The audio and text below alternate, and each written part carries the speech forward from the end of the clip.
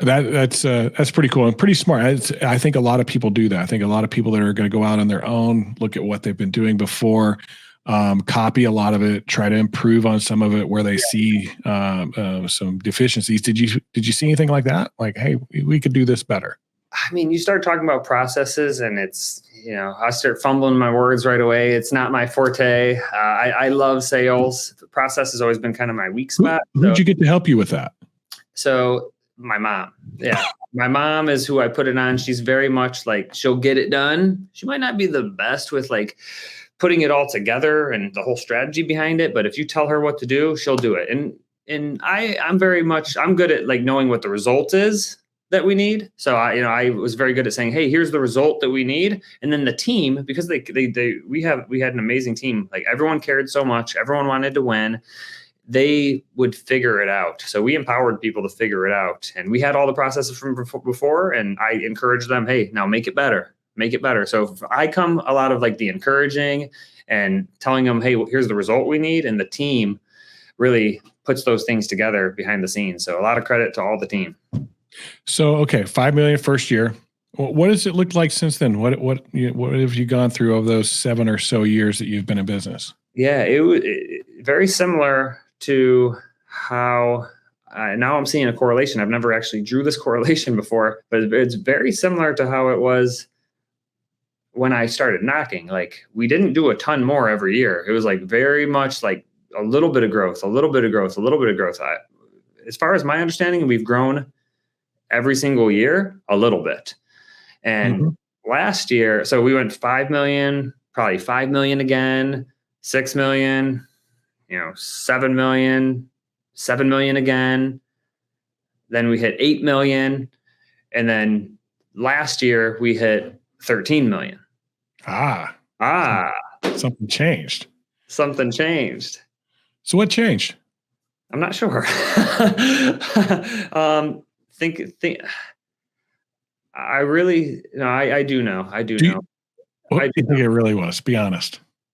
I believe that it was a commitment to holding people to higher standards. That's pretty awesome. Yeah, that's been a struggle for me. Why? It's been a struggle for me because I care too much about what other people think, and I don't want them to not like me. Yeah, I have always struggled with that. I actually think that's why I struggled my first several years even doing this, because I didn't do my job of even asking for help because I thought that would make me not as worthy. I should just, everyone else was, I just always have had this thing where I think other people are better. And if all these other people are out doing it, what's wrong with me? Right. It's I didn't want to ask for help. But it's funny because when we first met, you asked for help right away. It was really cool. So go from 8 to 13. That's pretty impressive. Number one. Accountability was a big key of it. You were always you wanted people to like you. What do you want them to do now? Right now, I want to drag them to success. I want to drag them to greatness. I want to make them great. I don't even care if they like me anymore. I still absolutely have it internally. It's a battle I fight every day, but it's a battle that I'm committed to fighting and winning. And so what does that mean to you? I get the part of, dragging them to the bank and probably dragging them to some success too, right? We got that from you. Yeah. And so what does that look like? It looks like saying, hey, here's the standards. Let's go over your goals. Where is it that you want to go? And let's have an action plan every week. I meet with the team. I actually have a tool for the team where every single week they put, hey, what are the action items that you're committed to that are in line with your goals? And my job is to make sure that at the end of the year, they took the correct actions every week to where they are achieving that goal. And then what happens when they don't? What happens when they don't? If they're talking versus walking, then they're going to walk out the door. Ooh, I like it. Because I can't have the culture be just words on a wall. And you've told me this many times, and I've heard the words, and I had the knowledge, but I didn't apply it. And when someone comes in our building, they're watching. As you've told me this before too. I've gotten amazing coaching. People come in the building and they know if what we're saying is they're trying to test us. So if they see that we're saying something, but we're not following through, then they're just going to live based off of whatever they want to do, not the standard that we set here. So it takes, I have to be true to my words that, hey, if you say you're going to do this, I'm holding you to it, or I'm going to push you out, or I'm going to have to let you go if you're just talking and not doing what needs to be done. So what changed? I've had the opportunity and joy of being able to coach you over the years, right? And we like you said, we've talked about these things a million times. Yes. We've talked about this leadership being love, and love sometimes being hard. Yes. Instead of trying to be everybody's best friend all the time. Hopefully, if we do things right, they'll respect us. They'll understand us. They'll see why things need to be done the way they need to be done, because it affects the whole, not just the individual. Yes. But what changed? Like, it was several years of still wanting to be everybody's friend. So what changed that? Yeah, there were two major things. One of them was, and this really did help. I went to an event recently. It was Closer School Live, and one of the speakers there and his team really, really encouraged me, because I saw that it was possible. I saw his team. His name's Andy Elliott. He had a team of 40 or 50 people with him, and he has a very specific culture, and you could feel the culture from his whole team. He had an army of 40 or 50 people with him, and I spoke with them all. I was trying to pick them apart. They all work out together. They're all you can tell that they're just on their game. They're all working hard. They have a very high positive energy. So I think the one thing was seeing it, and it really, really showing me that it's possible from other companies.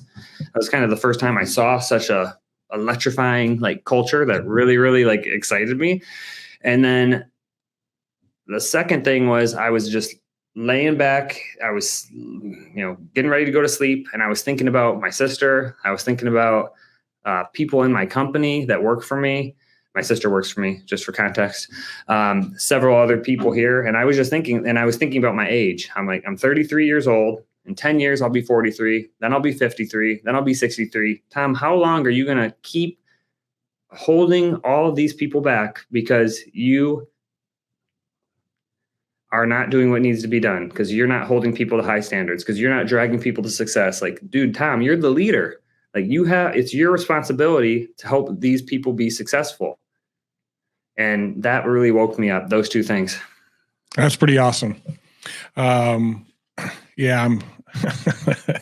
can't imagine how excited I am. It has been like somebody turned a light switch on, from the hard, going and crushing sales every day type person to the real leader type person. It's super awesome to watch, and understanding the responsibility of that. Everybody that works for you, you have them as somebody that you're responsible for. And sometimes we just have to gain the experience. Got to go through some of it before it finally clicks for us. You've mentioned a couple times now your mom. Yes. You work with family. You have actually several family members that are involved. You mentioned your sister a little bit. Yes. Who else? Anybody else from the family? Yeah. Oh, yeah. I can list it out real quick. I got my mom, my dad, my brother, my sister, my wife. Oh, wow. 5 people from your family. And how long have they worked for you?